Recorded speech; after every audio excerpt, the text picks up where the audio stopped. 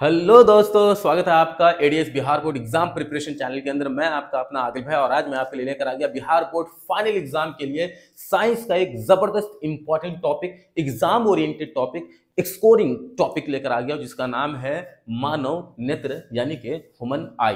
तो चलिए बिना टाइम वेस्ट किए हुए डायरेक्ट समझना शुरू करते हैं। हाँ, सबसे पहले ये ध्यान में रखो कि तुम इतने अच्छे प्रकार से यहां से समझ कर जाओ कि बिना रिवीजन के भी एग्जाम में जाओ तो लिख कर आ जाओ।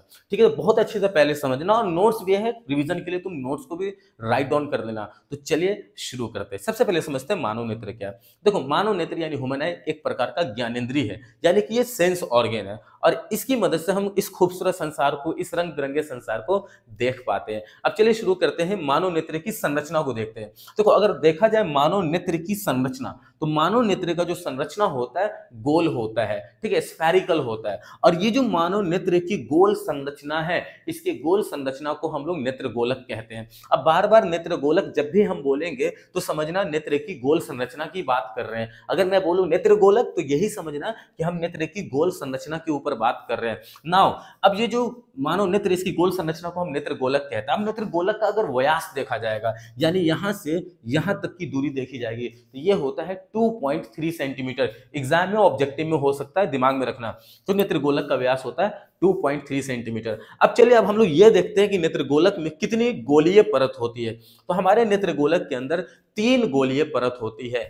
एक ये सबसे बाहरी गोलीय परत होती है, ठीक है, दूसरा ये मध्य परत होती है और तीसरा ये आंतरिक परत होती है। तो चलिए सबसे पहले देखते हैं बाहरी परत को। ये जो बाहरी परत है उसमें 2 हिस्सा है, एक ये हिस्सा जो सामने से तुम्हें दिख रहा है और एक ये हिस्सा बाहरी परत का जो अंदर में है, जो हमें सामने से नहीं दिख रहा है। तो ये जो सामने से बाहरी परत का ये जो हिस्सा तुम्हें दिख रहा है, इस हिस्सा को हम लोग कहते हैं कॉर्निया। और ये जो अंदर में फैला हुआ है बाहरी परत का हिस्सा, उसे बोलते हैं स्क्लेरा या फिर सक्लेरा। तो सबसे पहले समझते हैं कॉर्निया के बारे में। ये जो कॉर्निया है, आंख नेत्रगोलक के सबसे बाहरी हिस्सा का सामने से दिखने वाला हिस्सा है। और ये कॉर्निया जो है पारदर्शी होता है, मतलब इससे लाइट पास करेगा और ये लचीली होती है, मुलायम होती है, ठीक है। तो कॉर्निया का क्या फंक्शन है कि ये जो है प्रकाश को हमारे आंख में प्रवेश करने देता है। हमारे आंख में प्रकाश सबसे पहले कॉर्निया द्वारा प्रवेश करता है। अब सबसे खास बात तुम्हें ये बताऊं कि अगर किसी व्यक्ति का कॉर्निया खराब हो जाता है, मतलब अपारदर्शी होता है, तो वो व्यक्ति अंधा हो जाएगा। लेकिन यहाँ पे मेडिकल साइंस ने एक ट्रीटमेंट डेवलप किया है कि अगर किसी व्यक्ति का ये कॉर्निया अगर खराब हो जाएगा ना, तो इस खराब कॉर्निया को अच्छे कॉर्निया से रिप्लेस किया जा सकता है, हटाया जा सकता है। अब बोलेंगे सर ये होगा कैसे? तो देखो, अगर कोई व्यक्ति अगर मर गया ना, तो मरे हुए व्यक्ति का कॉर्निया 40 घंटे तक जिंदा रहता है। तो मरे हुए व्यक्ति का कॉर्निया अगर अच्छा है तो उसको विदिन 4 घंटे के अंदर उसकी कॉर्निया को निकालकर, इस खराब कॉर्निया को हटाकर वहां पे अच्छे कॉर्निया को लगाकर रोशनी यानी विजन को वापस लाया जा सकता है। तो इसका मतलब ये समझ में आया कि कॉर्निया ट्रांसप्लांट हो सकता है, यानी कि कोई व्यक्ति अपना कॉर्निया किसी दूसरे व्यक्ति को दे सकता है। तो जब हम लोग ये सुनते हैं ना कि नेत्रदान किया जा रहा है, असल में नेत्रदान जैसी कोई चीज होती नहीं है, होता है वहां पे कॉर्निया दान। तो जब भी आप सुनेंगे ना नेत्रदान हो रहा है, नहीं, वहां पे कॉर्निया दान हो रहा है, ठीक है, विजन वापस लाने के लिए। तो उम्मीद करता हूं कॉर्निया के बारे में समझ में होगा। इसके बारे में ओवरऑल बात यही याद रखना कि ये जो है मुलायम होती है, पतली होती है, लचीली होती है और पारदर्शी होती है, और इससे प्रकाश हमारे नेत्र में प्रवेश करता है। इसका यही काम है। अब बाहरी परत का वह हिस्सा जो अंदर में फैला हुआ है, उसे हम लोग क्या कहते हैं? स्क्लेरा या सक्लेरा कहते हैं। अब देखोगे, ये जटिल तंतु कोशिका का बना होता है, ये जो स्क्लेरा है, और ये जटिल तंतु कोशिका का बना होता है, साथ साथ ये अपारदर्शी होता है। अपारदर्शी मतलब इससे प्रकाश बाहर नहीं जा सकता है, पास नहीं कर सकता है। तब बोले सर इसका फंक्शन क्या है, कार्य क्या है? इसका कार्य ये होता है कि ये आंख के अंदर के पदार्थों का या आंख के अंदर के मटेरियल का जो है प्रोटेक्शन करता है। ओवरऑल ये कह सकता है कि नेत्र गोलक को ये सुरक्षा प्रदान करता है। ये क्या करता है? नेत्र गोलक को सुरक्षा प्रदान करता है। तो उम्मीद करता हूं कि बाहरी परत का दोनों हिस्सा आपको समझ में आ गया होगा, एक सामने से दिखने वाला कॉर्निया और एक अंदर में जो फैला हुआ है बाहरी हिस्सा का स्क्लेरा पोर्शन। उम्मीद करता हूं ये समझ में आ गया हो। चलो अब यहां पर एक चीज और समझ लो। मध्य परत पे जाने से पहले यहां पे ये समझो कि ये जो कॉर्निया है वो और ये जो नेत्र लेंस है, ये इस दोनों के बीच में एक छोटा सा छिद्र होता है जिसको हम लोग पुतली कहते हैं। इंग्लिश में हम लोग इसको पुपिल कहते हैं। ये छोटा सा छिद्र है। अब ये जो पुतली यानी कि इंग्लिश में इसको पुपिल कहते हैं, ये जो पुपिल है पूपा शब्द से बाहर आया है। पूपा शब्द का मतलब होता है स्मॉल डॉल, यानी कि पुतली का जो इंग्लिश वर्ड है पुपिल, वो पूपा शब्द से आया। अब पूपा का मतलब होता है स्मॉल डॉल, यानी कि आप क्या कीजिए कि आप अपने सामने किसी बंदे को रख के उसके पुतली में खुद को देखेगा तो आपका डॉल जैसा स्ट्रक्चर सामने वाले की पुतली में बनता है। ओके, अब ये पुतली करता क्या? सिंपल है कि प्रकाश को नियंत्रित करता है। जो हमारे नेत्र में प्रकाश जा रही है उस प्रकाश को नियंत्रित करता है ये पुतली।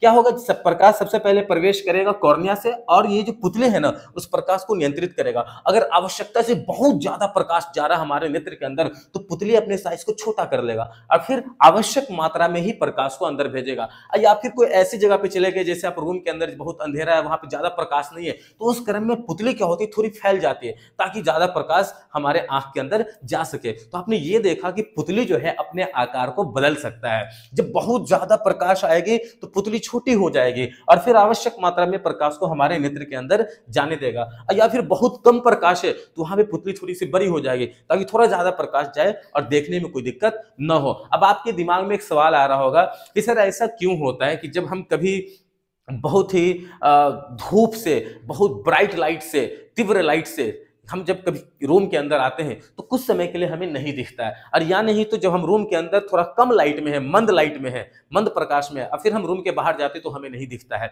कुछ पल के लिए। तो उस वक्त होता क्या है, मैं आपको एग्जैक्ट मैकेनिज्म समझाता हूँ। देखो, जब आप अपने रूम के अंदर है जहां पे प्रकाश की मात्रा थोड़ी सी कम है तो उस क्रम में आपका पुतली थोड़ा बड़ा रहता है ताकि थोड़ा ज्यादा प्रकाश जाए। और जैसे ही आप घर के बाहर निकलते हैं जहां पे तीव्र प्रकाश है, ज्यादा प्रकाश है, आपके आंख को नुकसान हो सकता है, तो उस क्रम में क्या होता है, पुतली इंस्टेंट क्षणिक अपने साइज को छोटा करता है जिससे कि आंख के अंदर आवश्यक प्रकाश ही जाए, आंख को कोई नुकसान ना हो। और जितने टाइम में बड़ा पुतली, रूम के अंदर जब आप थे तो आपके पुतली का साइज थोड़ा बड़ा था क्योंकि वहां पे प्रकाश कम थी, और बाहर गए तो प्रकाश ज्यादा हो गया तो पुतली अपने साइज को थोड़ा सा क्या करेगा, छोटा करेगा। अब ये जो एडजस्ट कर रहा है अपने साइज को पुतली रूम से बाहर जाने के क्रम में, उतने टाइम के लिए आपको कुछ नहीं दिख रहा क्योंकि उतने टाइम के लिए पुतली अपने साइज को क्या कर रहा है, एडजस्ट कर रहा है। उम्मीद करता हूं कि यह भी समझ में आया होगा कि ऐसा होता क्यों है।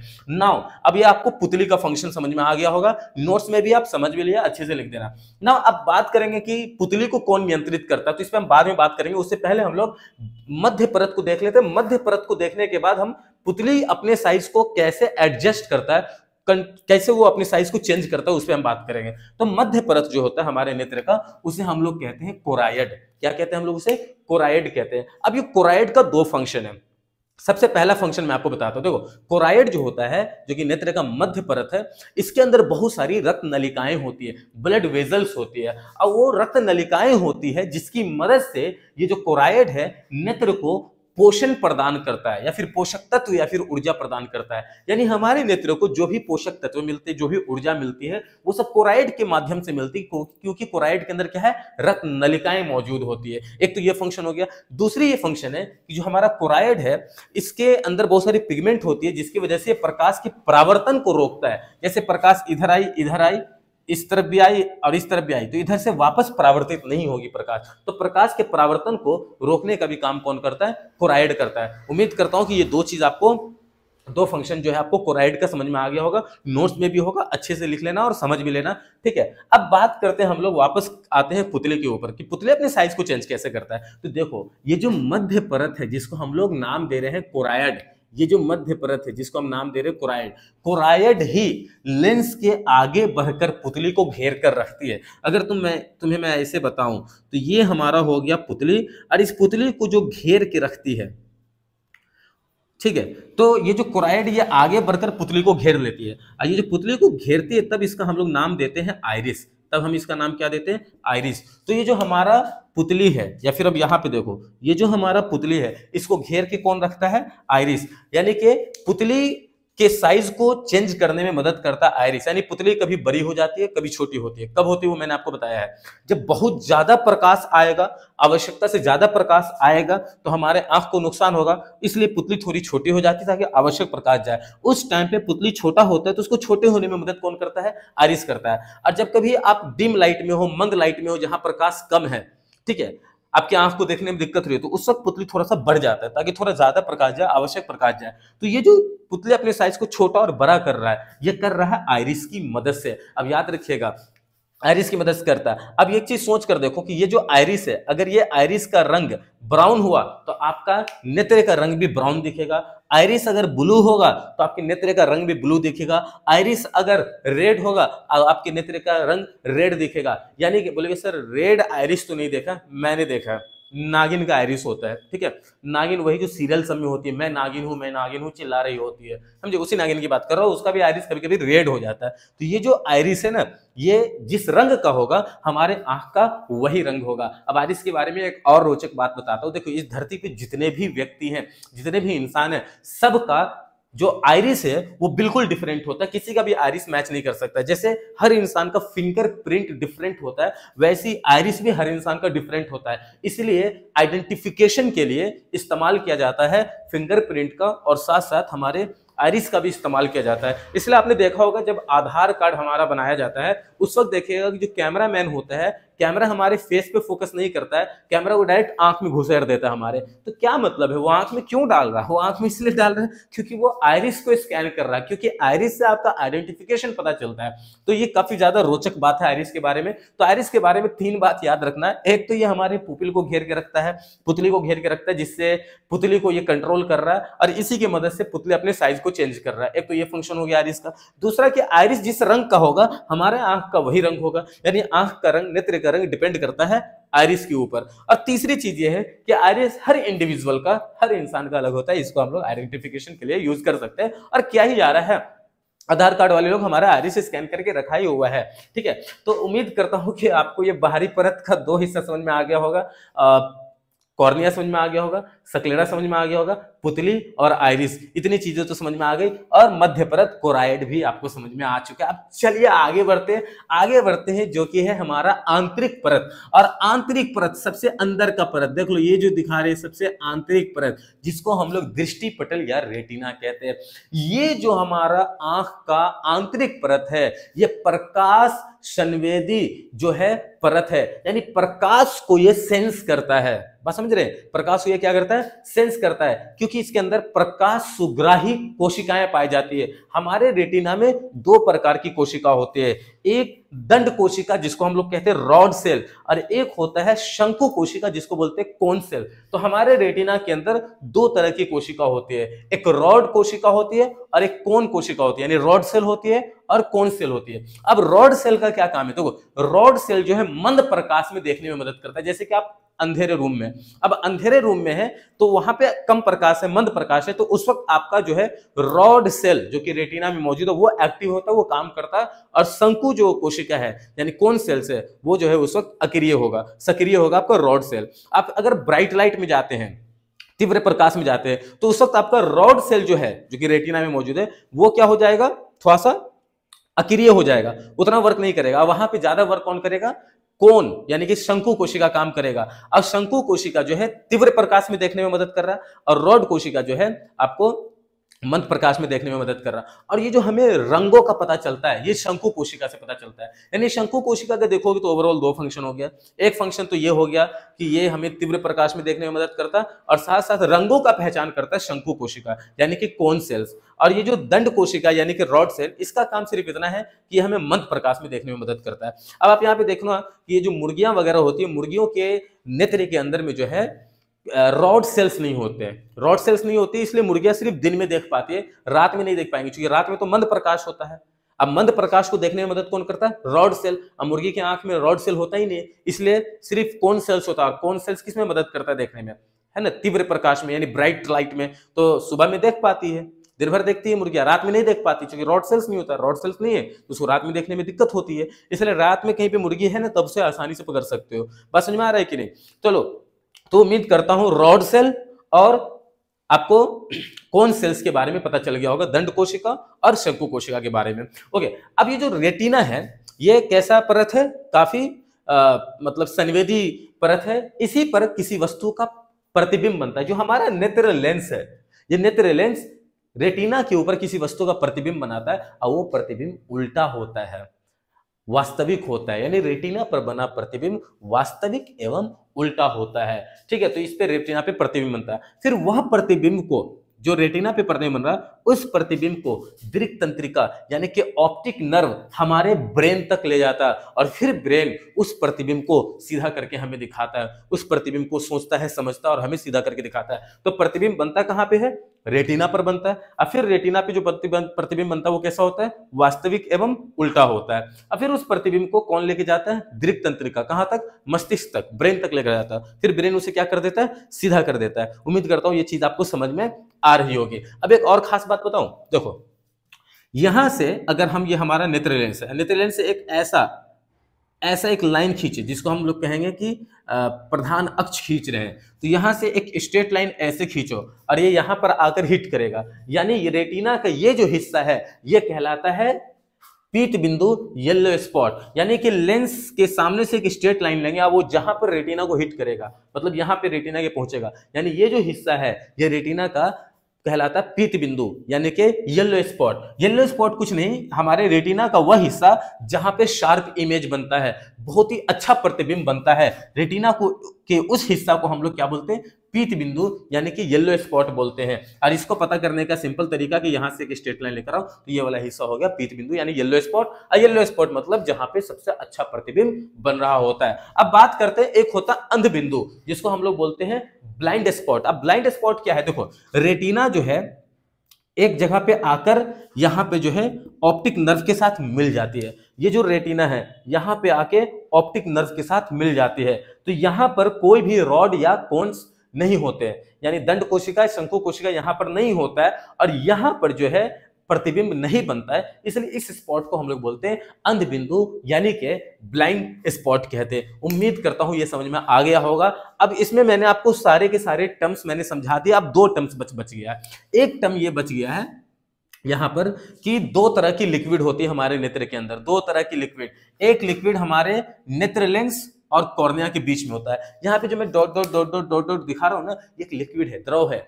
इस द्रव को कहते हैं हम लोग नेत्रोद। तो नेत्रोद यानी एक्वस ह्यूमर, इंग्लिश में क्या बोलते हैं? एक्वस ह्यूमर कहते हैं। ये कहां पर होता है?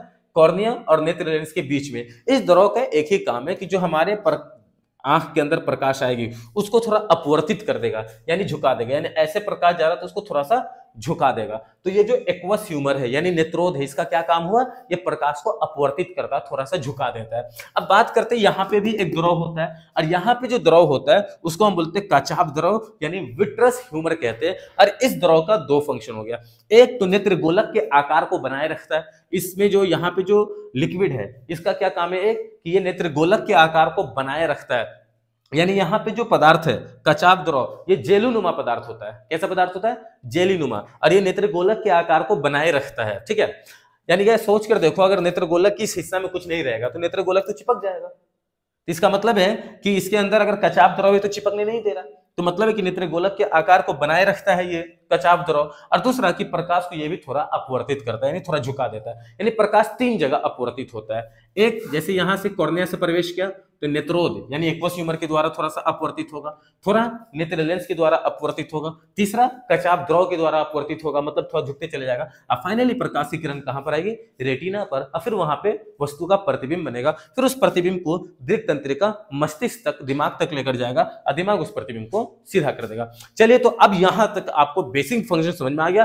बार बार अच्छे से समझ लो, बार बार वीडियो को देखो, समझो, बेहतरीन तरीके से समझो। ऐसा समझो कि तुम सामने वाले किसी बंदे को समझा सको। अल्बर्ट आइंस्टाइन ये कहते हैं कि अगर तुम किसी चीज को, किसी व्यक्ति को नहीं समझा पा रहे हो अच्छे से, इसका मतलब है कि वह चीज तुम खुद अच्छे से नहीं समझे हो। If you don't explain it well, it means you don't understand it well. तो बहुत अच्छे से समझो, इतना अच्छे से कि तुम किसी को समझा सको, ठीक है। और फिर एग्जाम में बिना रिवीजन के भी जाओ तो तुम लिख कर आ जाओ। इस तरीके से पढ़ने का ही फील आता है, मजा आता है। अगर तुम किसी को नहीं समझा पा रहे हो, बिना रिवीजन के भी तुम नहीं लिख पा रहे हो, इसका मतलब तुमने तो पढ़ा नहीं है भाई। तो इस तरीके से पढ़ कर जाओ। ओके, तो अब तुमको बता देते हैं कि हम किसी वस्तु को कैसे देख पाए। पहले प्रकाश हमारे पुतली से आंख के अंदर प्रवेश करता है, फिर पुतली से हमारे नेत्र के अंदर जो प्रकाश प्रवेश करता है वह कॉर्निया से प्रवेश करता है, ठीक। फिर पुतली से थोड़ा सा वो समंजित होता है या फिर नियंत्रित होता है, और फिर नेत्रोद उसको थोड़ा सा अपवर्तित करता है, फिर लेंस भी थोड़ा सा अपवर्तित करता है, कचाभ द्रव भी उस प्रकाश को थोड़ा अपवर्तित करता है। फाइनली प्रकाश की किरण रेटिना पर पहुंचते हैं, वहां पे वस्तु का प्रतिबिंब बन जाता है, वास्तविक और उल्टा। उस प्रतिबिंब को का ये जो दीर्घ तंत्रिका ये हमारे ब्रेन तक लेकर जाता है, अब ब्रेन उस प्रतिबिंब को सीधा कर देता है और फिर हमें कोई वैसे सीधी दिखने लगती है। तो ये देखने का सिंपल मैकेनिज्म है। लिख लोगे ना एग्जाम में हम लोग किसी वस्तु को कैसे देख पाते हैं, तो सबसे पहले यही कहना कि प्रकाश हमारी कॉर्निया से आंख में प्रवेश करता है, पुतली से नियंत्रित होता है और यहाँ पे जो लिक्विड होता है नेत्रोद उससे थोड़ा अपवर्तित होता है, यानी थोड़ा सा मुड़ता है, और फिर लेंस भी प्रकाश को थोड़ा सा अपवर्तित करती है, फिर कशाफ द्रव भी प्रकाश को थोड़ा अपवर्तित करती है। प्रकाश की किरणें फाइनली कहां पर मिलती है, रेटिना पर मिलती है, और रेटिना पे वस्तु का वास्तविक और उल्टा प्रतिबिंब बनता है। उस प्रतिबिंब को दीर्घ तंत्रिका कहां तक लेकर जाता है, मस्तिष्क तक, ब्रेन तक लेकर जाता है। अब ब्रेन उस प्रतिबिंब को सोच समझकर सीधा करके हमें दिखाता है। यही तो देखने का तरीका है। अब एग्जाम में आएगा 5 मार्क्स क्वेश्चन में अगर ये आएगा तो ऐसे आएगा कि मानव नेत्र का नामांकित चित्र द्वारा व्याख्या करें। व्याख्या में सारे टर्म्स के बारे में थोड़ा थोड़ा लिख देना और देखने का प्रोसेस लास्ट में लिख देना, हो जाएगा। उम्मीद करता हूं ये चीज समझ में आ गया होगा। और अगर आप ये चाहते हैं कि आंख में मौजूद दोष यानी कि आंख के अंदर होने वाली बीमारियों को अगर आप पढ़ना चाहते हैं तो आप कमेंट करें। अगला वीडियो इसी पर आएगा कि हमारे नेत्र में कौन कौन से दोष होते हैं, कौन कौन सी बीमारियां होती है, बहुत अच्छे से समझाऊंगा। मिलते हैं अगले वीडियो में। Bye bye.